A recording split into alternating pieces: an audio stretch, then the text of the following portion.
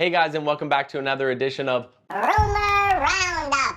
In today's video, we're going to be talking a little bit about the DJI Action 2. We're going to be talking about the DJI Mavic 3. And then we're going to be finishing off with talking about a new smartphone slash camera with a 1-inch sensor. This is the Sony Xperia Pro I. So let's roll that intro.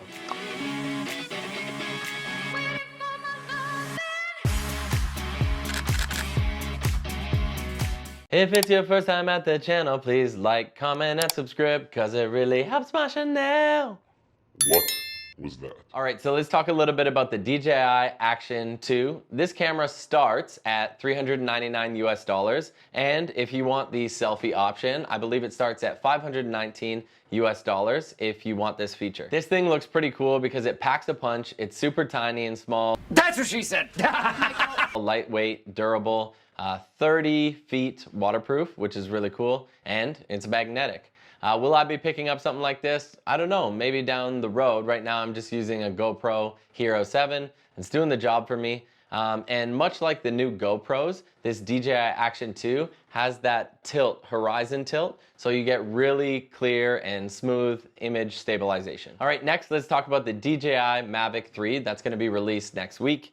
There's two versions of this, the Mavic 3 and then the Mavic 3 Cine. And the highlighting feature on the Mavic 3 Cine is that it's going to be shooting 5.1K up to 50 frames per second in Apple ProRes RAW and at 422 10-bit. The Mavic 3 is going to be released on November 5th, and there was some speculation that this camera was going to be released even earlier, but that was actually the release date of the DJI Action 2. One other thing that was released from the spec sheet is that internal storage on the Mavic 3 Cine only is going to be up to 1 terabyte. So let's talk about the Sony Xperia Pro I smartphone slash camera. So I watched the announcement and it got me super hyped, let's be real. It's a 1-inch sensor, much like the Sony ZV-1 that I am using.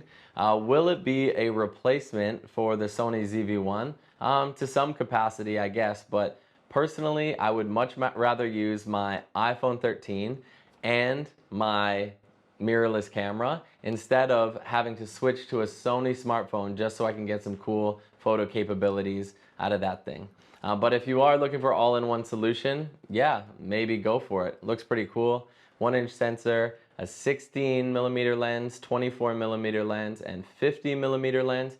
And it also has a variable aperture of 2 to 4, which is crazy because in smartphones, as you guys probably know, there usually isn't a variable aperture.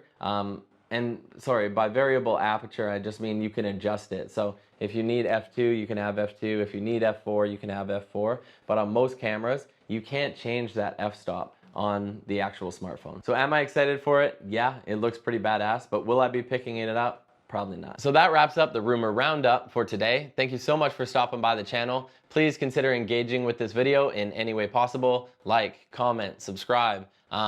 Yeah, anything helps, and we'll see you in the next video. Matty out. Peace. I think that's it.